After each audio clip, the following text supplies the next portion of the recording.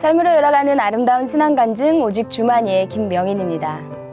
감리교회 종달새로 불렸던 미국의 부흥사 윌리엄 퀘일 목사에게요 어려움이 닥쳤습니다. 깊은 밤까지 고민으로 잠을 이루지 못하던 그는 무릎을 꿇고 기도했습니다. 주님, 이 고통스러운 문제를 제가 어떻게 해야 되겠습니까?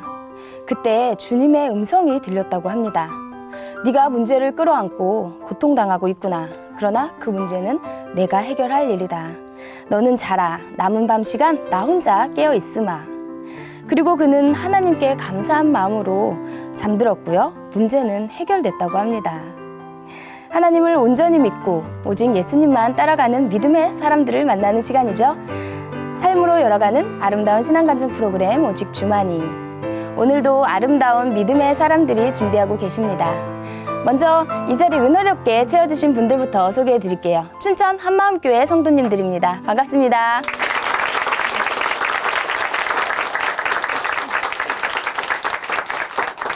네, 오늘 첫 번째 출연자 만나보겠습니다. 이분은요, 부유한 가정에서 태어났지만 오랫동안 가난과 버타며 살았던 분입니다. 돈이 되는 일이라면요, 막노동도 그리고 직장 생활도 마다하지 않고 열심히 살았는데요. 그럼에도 불구하고 가난에서 벗어나지를 못했다고 합니다. 떡볶이 노점상을 할 때는 단속반에게 쫓기고 또 상가를 얻어 장사를 시작하고도 여전히 가난한 살림에 근심이 끊이지 않았다고 하는데요. 이제는 예수님을 만나 콧노래를 부르며 장사를 하고 있다고 합니다. 그 콧노래의 주인공 춘천 한마음교회 이종일 형제님 박수로 모실게요.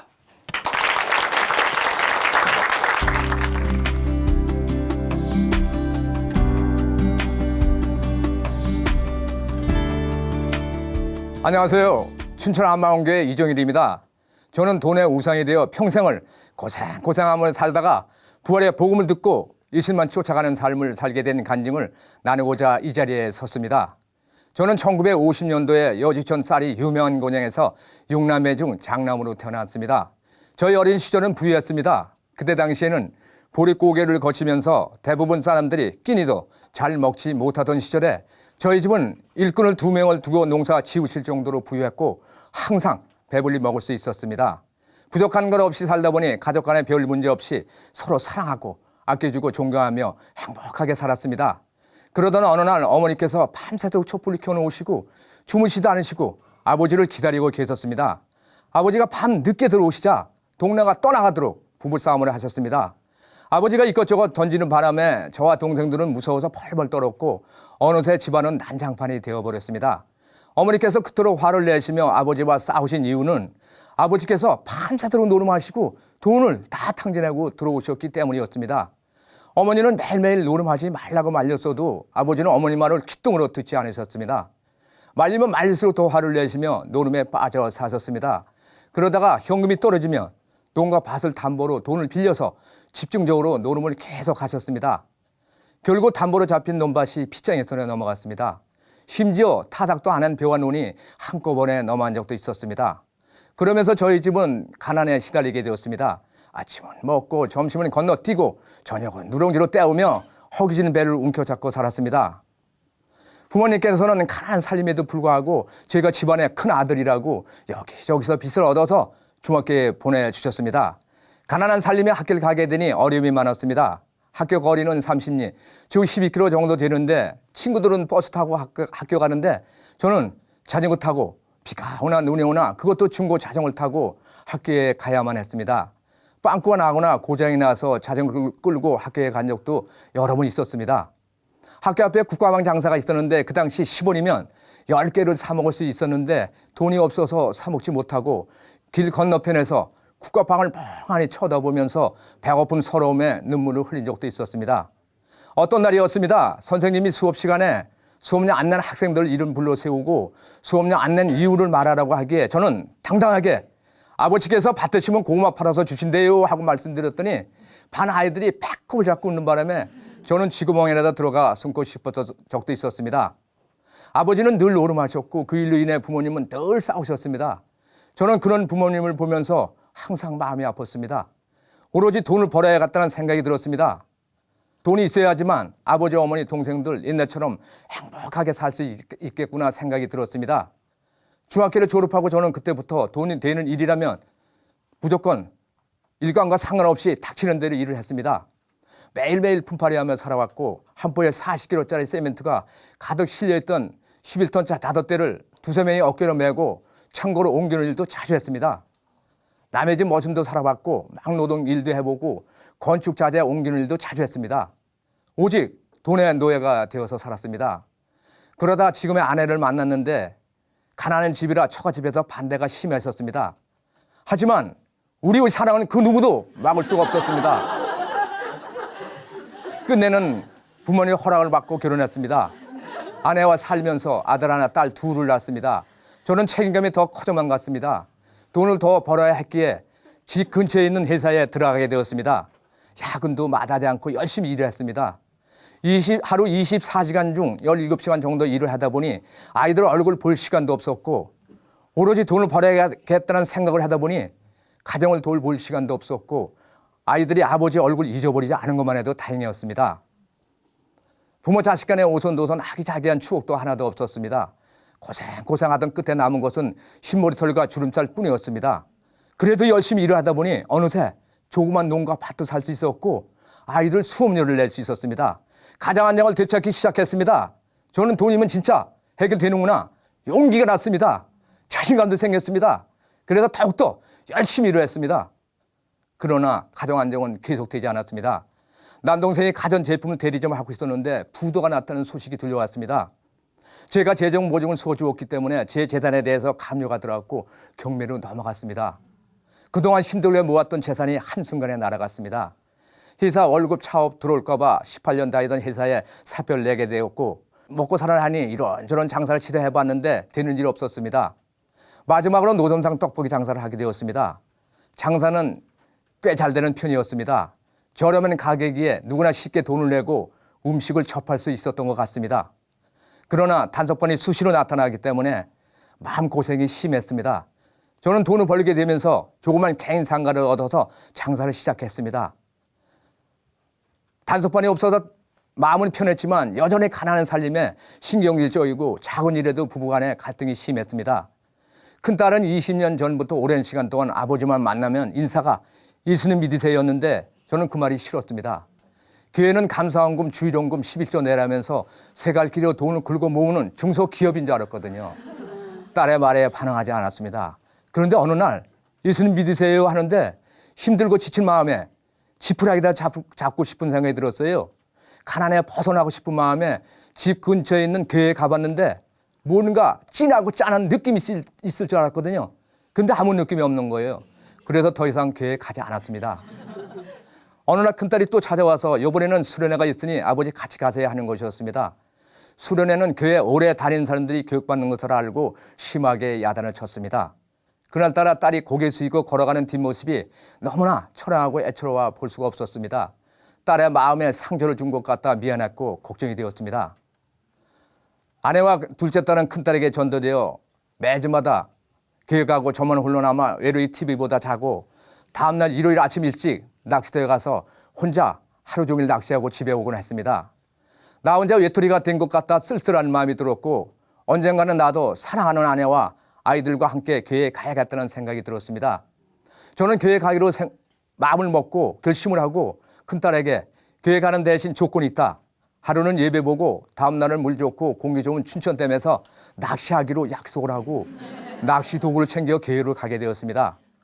2시간 정도 걸려 한마음교회에 도착했는데 교회 전경은 생각보다 소박했고 저를 맞이하는 자매들이 자기 친정아버지가 온 것처럼 판고하며 기쁘게 맞아주었습니다. 지체들을 볼 때 이 어둠 세상에서 받아보지 못했던 따뜻한 마음을 느꼈고 제 마음도 활짝 열렸습니다. 처음 예배를 드리는데 목사님께서 부활의 말씀을 전하고 계셨습니다. 그런데 저는 무슨 말인지 알아들을 수가 없었습니다.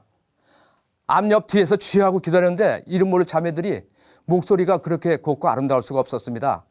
옆에서는 무슨 말인지 알아들을 수 없는 말로 중얼거리며 기도하시고 어떤 분은 아버지 하는데 아짜고 띄어서 버지. 하! 버지! 하! 버지!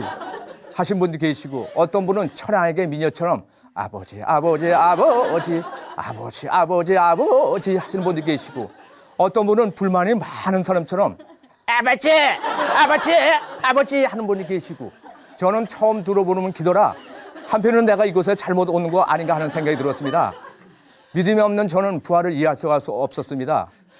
예수님이 내 죄 때문에 십자가 죽으시고 부활하신 것도 이해가 되지 않았고 예수님이 사람으로 이 땅에 내려오신 것도 이해가 되지 않았고 내가 도둑질도 안 하고 살인도 안 했는데 내가 죄인이라니 받아들일 수가 없었습니다.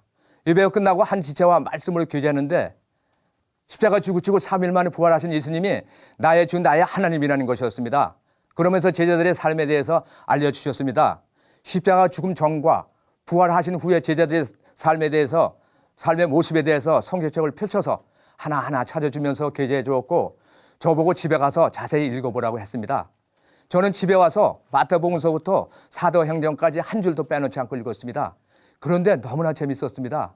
죽은 사람이 다시 살고 맹인이 눈을 뜨고 안질병에 일어나고 문 열지도 않았는데 예수님이 방에 쑥 들어오시고 예수님이 물 우유를 걸으시고 파도를 잠재우시고 영화의 한 장면 같아 재밌었습니다.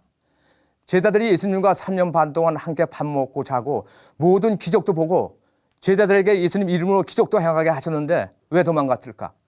나 같으면 1000번, 10,000번 경배를 드렸을 텐데 이런 제자들의 모습이 솔직히 이해가 되지 않았습니다. 아마도 예수님이 하나님 것을 믿지 못하고 죽음이 끝인 줄 알고 다 도망간 것 같습니다.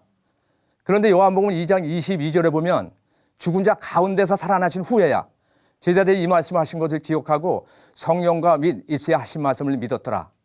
또 사도행전에 보면 부활하신 후에 제자들이 부활을 전하다 비참하게 순교 삶을 살았다는 것이었습니다. 십자가 앞에 다 도망한 제자들의 마음과 내가 여태까지 예수님을 믿지 않는 마음과 동일한 마음이라는 걸 깨달을 수가 있었습니다. 하나님께서 회개하기를 원하시는 죄는 우리 죄를 위하여 독생자 아들을 이 세상에 보내어 십자가에 죽게 하시고 3일 만에 부활하셔서 나의 주 나의 하나님이 되셨는데도 불구하고 예수님을 믿지 않는 이 악랄한 죄를 회개하기를 원하신다는 걸 알게 되었습니다. 사도행전 17장에서 죽은 자 가운데서 다시 살리신 것으로 모든 사람에게 믿을만한 증거를 주셨다는 말씀이 제 마음에 들어왔습니다. 우리나라의 역사 중에 이순신 장군이 거부선 타고 우리나라를 지키신 거, 또 세종대왕께서 한글을 만드신 거 우리가 보지 못했지만 흔들지 않고 지금까지 의심 없이 믿고 있는데 2000년 전에 예수님이 부활하셔서 모든 사람에게 믿을만한 증거를 주셨는데도 왜 예수님을 안 믿고 있지 하는 생각이 들면서 예수님이 내 죄 때문에 십자가에 피 흘려 죽으신 아픔이 내 아픔으로 다가왔습니다. 저는 성경에 나와 있는 하나님 말씀으로만 십자가의 고통을 알고 있었지만 예수님이 이보다 더 비참하게 돌아가신 것도 알게 되었습니다. 땀방울이 핏방울이 되고 모세의 혈관이 파괴되고 살이 터지고 피줄이 터지고 어깨가 탈골되고 창자가 보였고 심장에 피와 물과 같은 액체가 쏟아져 나오는 고통으로 죽어 가셨다는 것을 알게 되면서 회개가 되었습니다. 저는 하나님이 나를 얼마나 사랑하시는지 한눈에 알 수 있었습니다. 저는 예수님 믿지 않는 죄를 회개하고 예수님은 내 마음에 나의 주 나의 하나님을 모셨습니다. 하나님이 자녀가 되었으니 아버지 뜻대로 살아가야지 하는 마음에 매주마다 빠지지 않고 교회에 계속 나가게 되었습니다. 로마서 10장 17절 말씀처럼 믿음은 들음에서 나며 들음은 그리스도 말씀으로 말미암았느니라. 매주 반복되는 부활을 주제로 한 예배와 은혜 받은 말씀을 간직을 기록을 통해 저희 믿음이 성장되었습니다. 십자가 앞에 죽음이 두려워 다 도망간 제자들의 마음과 제자들이 부활하신 예수님을 본 후에 자기 생명보다 사명을 중요시 여기고 부활을 전하다 순교의 삶을 살았다는 것을 보면서 의심 없이 부활을 확정할 수 있었습니다. 제자들의 삶을 보면서 부활이 더욱더 선명해지게 되었고 성경책에 있으니까 믿으라는 것이 아니라 믿을 만한 증거를 가지게 되었기 때문에 큰 확신 가운데 신앙생활을 할 수 있었습니다. 믿을 만한 증거, 그것은 바로 부활이었습니다. 흔들리지 않는 부활. 부활을 통해 주인이 나에서 예수님을 바뀌고 예수님의 종으로 굴복된 삶을 살게 되었습니다. 하나님께서 저에게 주시는 달콤한 말씀이 있었습니다. 수고하고 무거운 짐진 자들아 다 내게로 오라. 내가 너희를 쉬게 하리라. 돈 벌으라고 지친 사람아 이제 나에게 오너라 하는 말씀과 주 예수를 믿으라. 그리하면 너와 내 집이 구원은 얻으리라 하는 말씀이었습니다. 하나님께서 저에게 야, 네가 뭔데 부모 자식을 왜 걱정을 해? 부모 자식이 누구 건데? 제 건데요? 뭐? 이런 내 거지 네 거요? 내가 너보다 더 걱정을 해. 나만 믿어. 내가 다 알아서 해줄게. 알겠니? 이렇게 말씀하시는 것 같았습니다. 하나님의 뜻대로 살다 보니 예수님 안에 모든 보화가 들어있고 그런 예수님을 모시고 살기에 다 가진 자임을 알게 되니 돈이 전부가 아니라는 것을 알게 되었습니다. 그리고 내 부모, 내 자식, 내 인생, 나의 모든 것이 예수님의 것이기에 모든 염려를 내려놓게 되었습니다. 예수님 붙드니 돈에 대한 염려가 떠나갔습니다. 그리고 명예가 왜 중요한가? 돈과 명예 없어도 예수님 한 분만으로 우리 가족 행복하게 살 수 있겠구나 생각이 들었습니다. 그 이후 우리 부부는 떡볶이 장사하면서 오는 손님마다 전제를 드리고 복음을 전했습니다. 핍박하는 사람들이 대부분인데 의외로 대화가 통하는 분이 계셨습니다. 저는 신바람이 났습니다. 교회에서 배운 그대로 복음을 전했습니다. 복음을 전하고 전도를 드리면서 읽어보시고 의문점이 있으면 오세요. 최선을 다해 알려드리겠습니다 하고 헤어졌습니다. 알고 보니 그분은 지역교회 전도사님이셨고 전도하러 우리 가게에 오셨던 거였어요. 믿은 지 얼마 안 난 평신도가 열심히 전도하는 것을 보면서 이천 지역 목사님들께 우리 교회에 대해 이야기했고 상의 끝에 우리 목사님께서 이천 지역 집회에 초청되어 귀한 말씀을 전하신 일도 있었습니다. 예수를 믿기 전에 떡볶이 장사하면서 깐깐하게 굴었습니다. 어떤 학생은 오당 하나 사 먹으면서 국물만 여러 국물만 학생. 어떤 학생은 사 먹지도 않으면서 국물만 여러 국물만 학생이 있었습니다. 저는 그런 학생들을 보면서 배우는 학생들이 그놈쓰나 하며 타박을 했습니다. 이렇게 쫀쫀했던 제가 예수님을 모시고 나서는 학생들에게 오뎅 국물 한 컵 먹든 10컵 먹든 하루 종일 먹든 많이 먹으라고 합니다. 무엇보다도 예수님을 주님에 모셨으니 세상 것은 다 버려야 되겠다고 생각하고 술, 담배 등 제가 누렸던 모든 세상락을 끊었습니다. 그리고 60년 동안 1년에 5번 지내던 제사도 단번에 끊어버렸습니다. 믿지 않는 동생들과 제사 문제로 냉각기에 있었지만 2년 만에 다 풀리고 지금은 잘 지내고 있습니다. 부활을 통해 천국이 있고 지옥이 있고 이 세상에 어둠이라는 걸 알게 되었습니다. 진리가 저를 자유케 했습니다. 11조 헌금에 닫혀있던 마음, 돈의 노예가 되어서 살았던 마음, 돈이면 모든 것이 해결될 줄 알았던 마음, 이 마음이 다 풀렸습니다. 왜냐하면 예수님만의 보화가 내 것이니까요. 나는 다 가진 자니까요. 하나님의 상속자니까요. 예수님을 주님 모시고 살면서 우리 가정은 기쁨이 가득하게 되었습니다. 예수님 모시기 전까지는 아내와 살면서 아무것도 아닌 것 가지고 수차례 싸워가며 나이를 먹었습니다. 그런데 지금은 예수님을 주님으로 모시고 살면서 아내와 서로의 아픔을 나누고 어루만져주면서 오손도손 깨가 쏟아지는 인꼬부부로 사랑하며 살아가고 있습니다. 매주 토요일이면 가족과 함께 교회 가서 토요 찬양 예배를 드리고 주일 1, 2부 예배 드린 후 집에 옵니다. 예배 드리고 오면서 은혜 받은 말씀을 나누면서 그 대화 속에 아버지나 엄마나 예수님의 뜻을 받들어 하나가 된 우리 가족 공동체, 믿음으로 충만한 가운데 아이들이 아버지의 또 다른 모습을 볼 수 있었고 무섭게만 생각하던 아빠가 친절하고 섬세하고 유머 있고 하나님 말씀이 모르는 것이 있으면 하나하나 꼼꼼히 물어보는 아버지를 보고 아이들이 너무나 좋아합니다. 저는 하나님 자녀로서 육체가 있는 동안 주 예수께서 주신 사명을 담당하는 자가 되었습니다. 매일매일 새벽 기도하고 말씀 보고 간증 쓰고 전도하는 자가 되었습니다. 나 혼자가 아니라 복음으로 하나 된 공동체 지체들과 날마다 함께하며 나아가고 있습니다. 평생 돈만 따라 살면서 쉼도 기쁨도 없던 제가 부활하신 예수님을 만나 이제는 모든 물질의 우상도 내려놓고 가족들과 하나 되어 너무나 기쁘게 사명자의 삶을 살고 있습니다. 아직도 세상에 무언가 붙들고자 하시는 분이 계시다면 빛이 친 예수님을 붙잡고 풍성한 천국의 삶을 이 땅에서 누리시기를 원합니다. 감사합니다.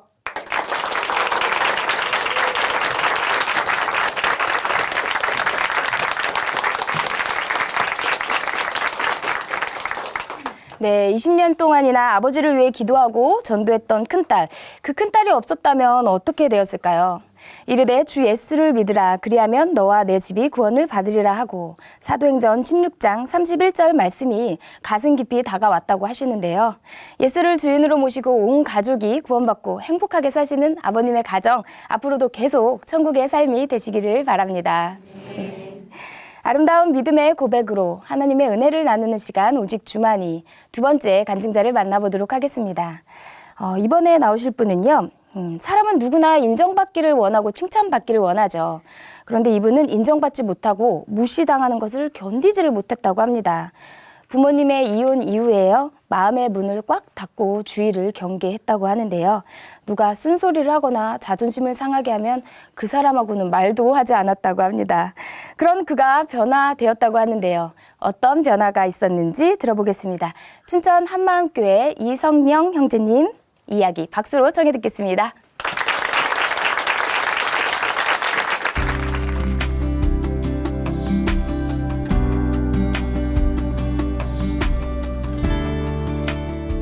안녕하세요. 춘천 한마음교회 이성령입니다. 저는 앞뒤가 꽉 막혀서 사람과의 관계를 잘 맺지 못했는데요. 저의 자존심을 건드린다고 생각하면 그 누구든간에 제 눈에는 아무것도 안 보였고 저를 인정해주지 않는다고 생각하면 삐지고 화를 냈어요. 이런 제가 부활하신 예수님을 만나 진정한 사랑을 누리며 기쁨과 평강 가운데 살게 해주신 하나님의 은혜를 간증하려고 합니다. 우리 부모님은 새벽 기도를 빠지지 않을 만큼 독실한 크리스천이셨어요. 제가 태어나기 전 부모님께서는 성령 충만한 사람이 되라고 제 이름을 성령이라고 지으셨는데요. 여동생에게는 기도 많이 하라고 한나라고 지어주셨어요. 나중에 들은 얘기인데요. 만약 제 동생이 남자아이로 태어났다면 충만이란 이름으로 지었을 거라고 하시더라고요. 아버지의 사업이 잘 되면서 큰 돈을 벌어 우리 가족은 커다란 집으로 이사하게 되었는데요. 이렇게 행복할 것 같은 우리 가정은 갑자기 IMF가 터지면서 빚으로 인해 집에서 나갈 사정이 된 거예요. 그런 후로 부모님은 늘 돈 문제며 성격이 맞지 않아 많이 싸우셨어요. 부모님은 극도로 스트레스가 쌓이면서 예민해지셨어요. 하루는 제가 뭔가 잘못을 한 적이 있었는데요. 엄마가 샤워기 옷으로 제 얼굴에 물을 틀어 숨도 못 쉴 정도로 혼이 나기도 했고요. 또 한 번은 우리 집이 4층이었는데 베란다에서 저를 죽일 기세로 떨어뜨리려고 하시는 거예요. 이 모습을 본 옆집 아주머니께서 경찰에 신고한 적도 있었어요.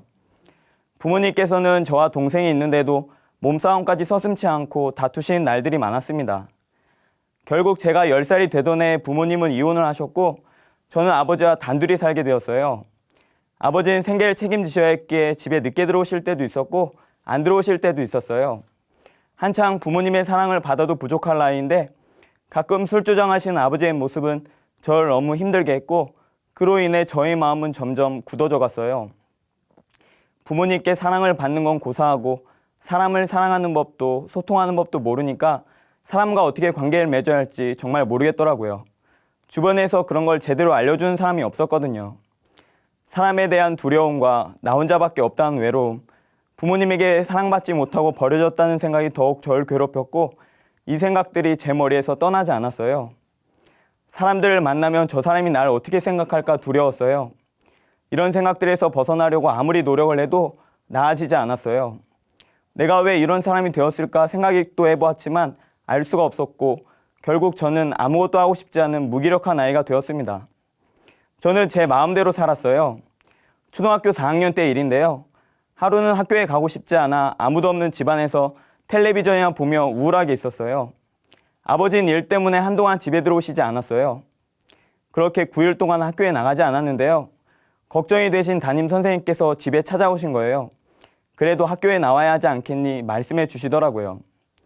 학년이 바뀌어 새로운 친구를 만나게 되면 처음엔 사이가 참 좋았어요.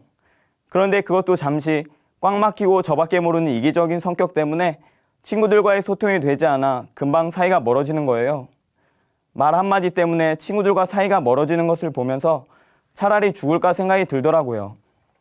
나 하나 없어져 봤자 세상 변하는 것도 없는데 하며 말이죠. 하지만 어릴 적부터 교회를 다니면서 자살하면 지옥 간다는 말을 들었기에 무서워서 죽을 용기도 내지 못했습니다. 이렇게 방황하고 있을 때 저를 잘 챙겨주시던 어느 분이 한마음교회를 소개해 주셨어요. 그런데 이상하게도 그 교회를 가면 살 수 있겠다는 마음이 들더라고요. 그래서 저는 매주 한마음교회를 가게 되었습니다. 군대에 갈 나이가 되어 입대를 했어요. 뭐가 뭔지 앞뒤 개념이 없고 꽉 막힌 성격이었던 저는 선임들과의 관계가 좋지 못했는데요. 맨 처음 자대 배치받고 들어가던 그때가 아직도 기억이 납니다. 선임들과 처음 만난 날 인사를 했어요. 그런데 분위기가 이상한 거예요. 그렇게 인사를 마치고 앉아 있었는데 한 선임이 제게 야, 그렇게 얼굴 똑바로 쳐다보고 강한 눈빛으로 인사하면 싸가지 없어 보이잖아 하는 거예요. 또 하루는 선임이 저에게 잘 좀 하라고 충고를 했는데요. 저는 그게 잔소리로 들리는 거예요. 씹은 표정으로 막 대들었어요. 그러니까 애는 안 되겠다 싶었는지 바로 소돼지밥을 시키더라고요. 저는 내가 뭘 그렇게 큰 잘못을 했다는 거야 생각하며 불만만 쌓여갔습니다. 제 바로 위에 고참이 있었는데요. 보기에 체형도 호리호리하고 팔다리가 길어 보여 일본 원숭이 같았어요. 알고 보니 나이도 저랑 동갑인 거예요. 나이도 동갑이지 생긴 것도 그렇고 좀 모자라 보이니까 더 만만해 보이더라고요. 무엇을 하라고 시켜도 너나 해 라며 함부로 막대했어요. 위계질서를 지켜야 할 군대 안에서 제가 감히 선임에게 덤빈 거예요. 선임들은 이런 저를 혼내기도 하고 타일르기도 했지만 알아듣는 것은 잠깐일 뿐이었어요.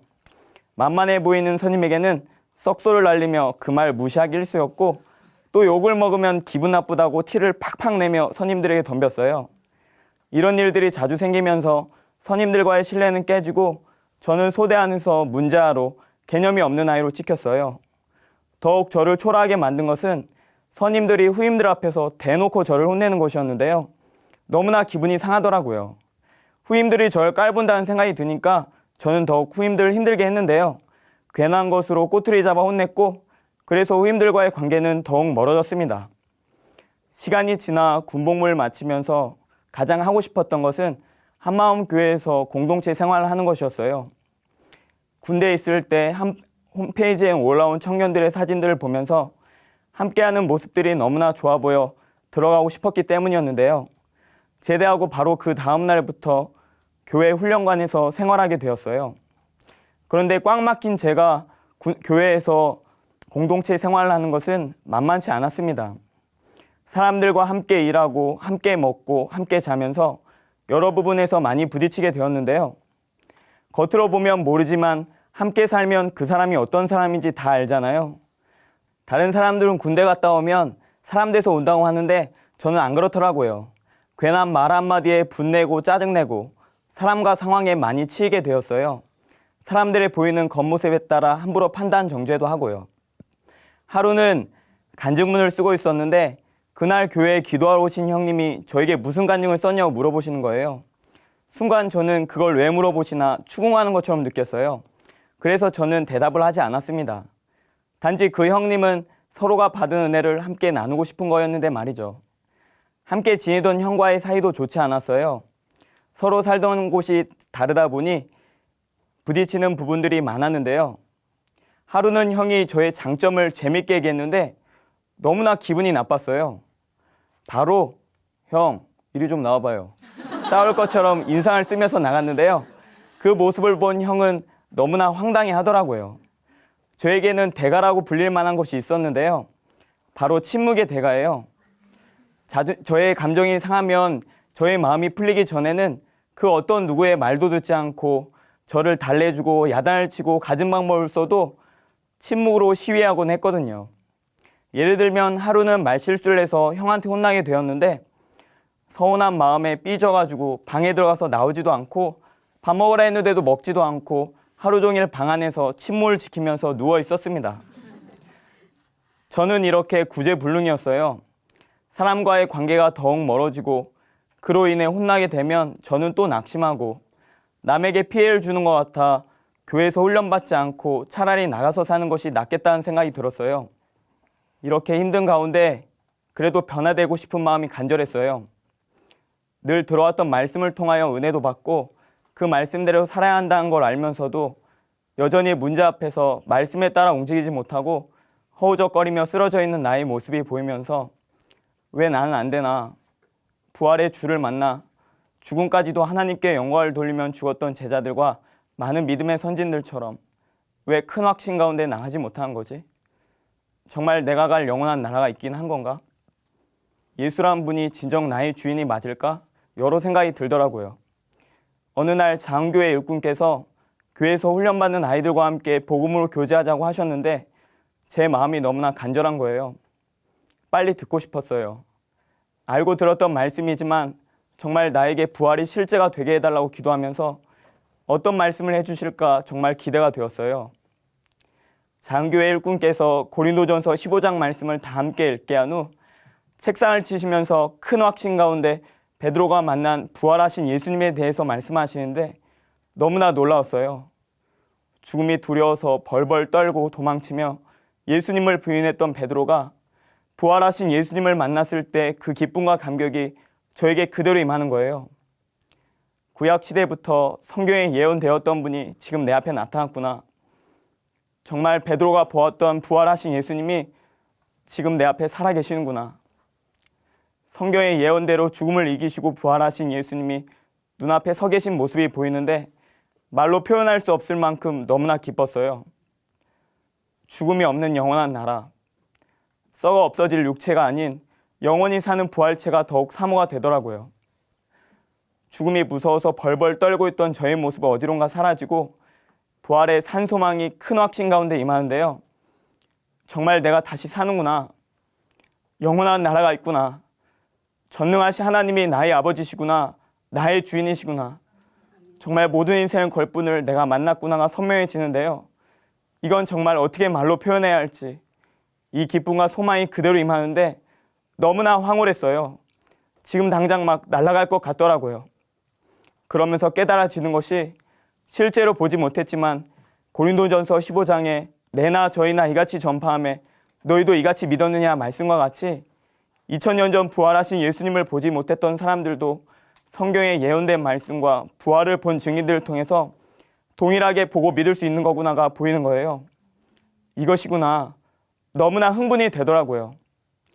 성경에 예언된 말씀과 부활을 본 증인들을 통해서 부활하신 예수님을 믿음의 눈으로 확실하게 보게 되니까 부활하신 예수님을 주인으로 믿지 않는 죄가 얼마나 악랄한지, 왜 그렇게 하나님께서 무서운 죄라고 말씀하시는지 알겠더라고요. 자기가 주인인 자, 지옥에 가야 마땅한 자, 이런 자에게 회개할 기회를 주셨음에도 여전히 예수님을 믿지 않고 자기가 주인 되어 사는 자, 하나님을 버린 우리에게 그 아들을 보내주셨음에도 믿지 않는 이 악랄한 죄, 이것만큼 무서운 죄가 없는 거예요. 저의 자존심을 건드린다고 생각하면 그 누구든 간에 제 눈에는 아무것도 보이지 않았어요. 왜냐하면 제가 왕이었으니까요. 가진 것도 없고 배운 것도 없어서 자존심 하나밖에 없었거든요. 이 자존심이 무너지면 저의 모든 것이 무너지는 것 같아 너무나 두려웠어요. 하지만 이 모든 것이 누구의 탓도 아니라 예수님을 믿지 않고 내가 주인 되어 살아온 결과였어요. 이것을 깨닫게 되니 그대로 회개할 수밖에 없었습니다. 그렇게 부활하신 예수님을 믿지 않고 내가 주인 되어 산 죄를 회개하고 예수님을 내 마음의 주인으로 모시게 되었어요. 죽음을 이기시고 부활하셔서 나의 주인 되신 이분 앞에서 사니까 부모님의 이혼으로 인해 망가졌던 저의 삶이 더 이상 저에게 아픔이 되지 않았어요. 제가 어릴 적 그렇게 받고 싶었던 사랑을 전능자가 이 땅에 사람 오셔서 죽고 부활하심으로 세상이 줄 수 없는 진정한 사랑을 받은 자가 되었기 때문입니다. 예수님을 주인으로 모신 삶은 정말 예전의 모습과 달라졌어요. 남을 사랑할 줄 모르고 남에게 사랑받기 원하던 제가 하나님의 사랑으로 사람을 사랑하게 되는 거예요. 죄인에게 보여주신 하나님의 사랑이 내 안에 그대로 부어지는데 예수님과 연합된 저의 신분은 원수까지 사랑하는 자가 된 거였어요. 너무나 놀라웠습니다. 하루는 생각하지 않고 말을 막 하는 동생이 있었는데 그 모습을 보면서 순간 나의 모습이 이랬구나가 보이는 거예요. 이 아이의 마음을 알아주지 못하고 여전히 내 주장만 내세우려고 했었구나. 정말 사랑해주지 못했구나가 보이는데 예수님이 생각되면서 죄덩어리인 나에 있는 모습 그대로를 사랑하셨다는 것이 보였어요. 목숨을 건 하나님의 그 사랑이 내 마음에 그대로 부어지는데 이 마음을 주체하지 못하겠는 거예요. 정말 내가 어떤 사랑을 받았는지, 어떤 분이 나를 위해 죽고 부활하셨는지 더욱 선명해지니까 어떤 부족한 부분이 있어도 있는 그대로 품으며 나갈 수 있게 해주시더라고요. 사랑은 관심이라고 하잖아요. 정말 사랑하니까 신경이 쓰이고 정말 사랑하니까 혼내는 것이라는 것을 알게 되었어요. 지옥에 가야 마땅한 나 같은 죄인에게 아들이여 불러주신 하나님의 사랑에 너무나 감사하게 되었습니다. 어느 날 한 지체의 동생이 군대 가기 전 교회에 왔는데요. 그 동생은 교회 분위기에 적응하지 못해 너무나 힘들어하는 상황이었어요. 이 아이를 한번 맡아보라는 일꾼의 말씀에 내가 할 수 있을까 하는 생각도 들었지만 하나님께서 하실 것을 믿고 순종하여 함께 말씀으로 교제하기 시작했는데요. 하루를 멀다 하고 집에 가고 싶다는 말을 자주 하곤 했어요. 몰래 담배를 피우기도 하고 세상 음악에 깊게 빠져있던 그 아이의 모습을 보면서 그냥 말씀을 알려주는 것으로 끝내면 안 되겠구나 생각이 되었어요. 정말 이 아이의 마음이 열리길, 현재의 그 모습이 어떻든 간에 있는 모습 그대로 사랑하길 원한다는 기도를 하게 되었어요.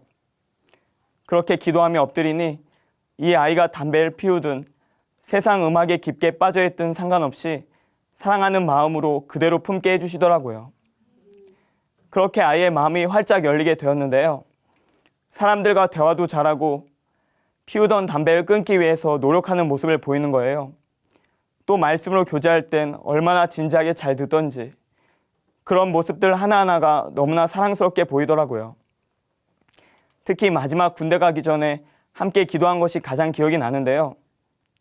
교회 본당 맨 뒷자리에서 이 아이의 두 손을 잡고 기도하는데 이 아이를 보호해 달라고, 그동안 들은 말씀들을 생명 걸고 붙들게 해달라고 정말 간절히 기도하게 하셨어요. 짧은 시간이었지만 그리스도 안에서 사랑할 수 있는 기회를 주심에 너무나 감사한 시간들이었습니다. 교회 공동체와 함께하면서 감사한 것이 너무나 많아요. 우리 교회는 주일날 전성도가 함께 점심을 먹는데요.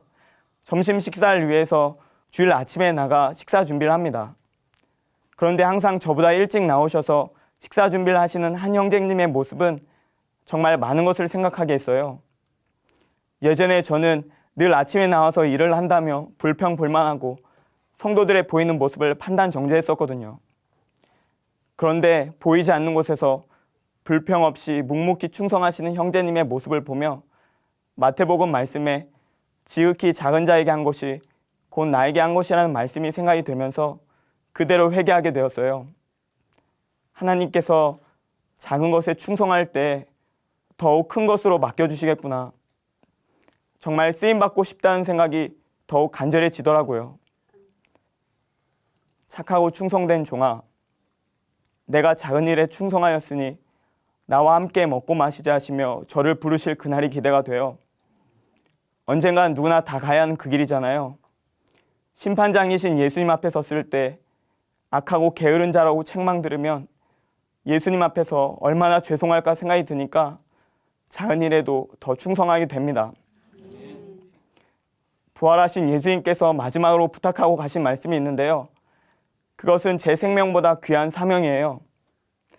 전능자가 이 땅에 사람을 오셔서 그 생명 버려 살린 한 영혼 한 영혼이 천하보다 귀한 것이라고 말씀하시는데 통곡밖에 나오지 않았어요. 저에게 주신 이 복음은 단지 저만 살라고 주신 것이 아니었어요. 천하보다 귀한 영혼들을 살리고자 하는 하나님의 절규였습니다. 하나님의 마음이었어요. 한 영혼도 포기하지 않고 오래 참으시며 회개하고 돌아오길 원하신 아버지의 마음이 보이니 눈물만 나오더라고요. 아버지께서 나를 보내신 것 같이 나도 너희를 보내노라 하신 예수님 말씀처럼 생명보다 귀한 사명을 감당하는 자로 불러주셨어요. 하나님께서 저에게 화목하게 하는 직책을 주시고 화목하게 하는 말씀을 부탁하셨다고 하셨어요. 저는 이제 어디를 가든지 주님의 사랑을 전하며 하나님과 원수된 자를 복음으로 하나님과 화목하게 하는 하나님의 자존심이 되고 싶어요. 사랑받지 못했다는 생각으로 꽉 막혀 소통하지 못했던 저를 있는 그대로 받아주신 하나님과 교회 공동체 사랑에 너무나 감사드립니다. 앞으로 저는 믿음의 선한 싸움을 싸우며 그리스도를 대신한 사신으로 끝까지 충성하며 달려가겠습니다. 감사합니다.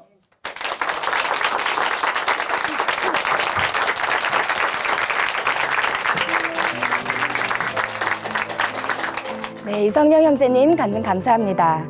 형제님 마지막에 화목하게 하는 직책을 받았다고 하셨는데요. 고린도후서 5장 20절엔 이런 말씀이 있습니다.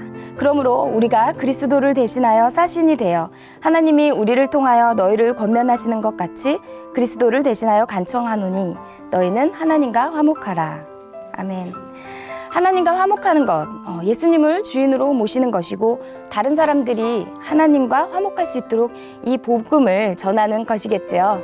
네, 형제님이 받은 화목함의 사명을 앞으로도 계속 잘 이루어 가시기를 저희도 함께 응원하겠습니다. 하나님으로 인해 변한 삶의 고백이 있는 간증 프로그램 오직 주만이. 네, 오늘은 여기까지입니다. 지금까지 함께해 주신 춘천 한마음교회 성도님들 그리고 시청자 여러분 감사드립니다. 오늘도요 마지막으로 찬양 올려드리면서 마무리하겠습니다. 찬양해 주실 분은요 에드이고요. 제목은 나란 사람입니다. 오늘도 하나님과 화목한 하루 보내세요. 감사합니다.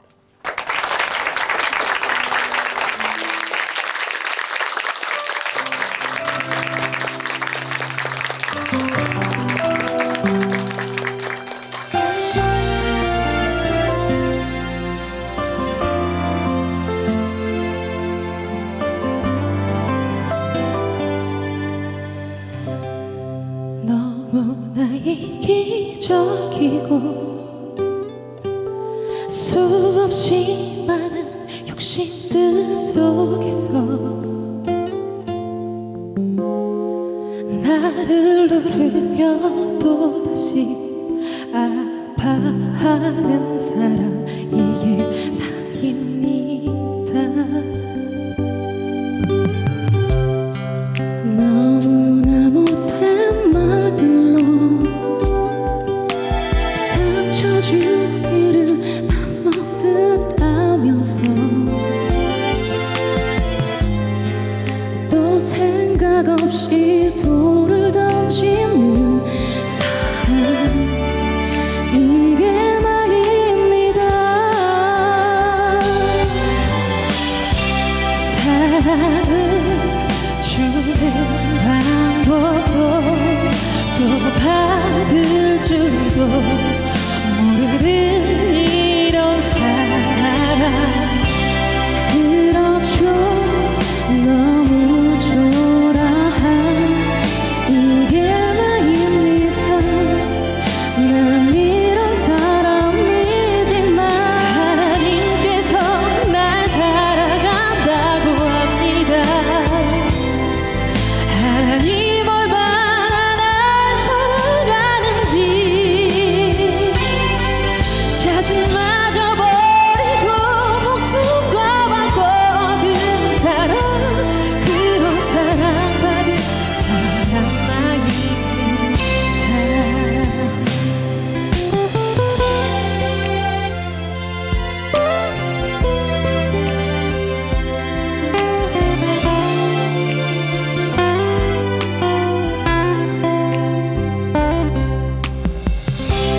언제나 애써 강한 척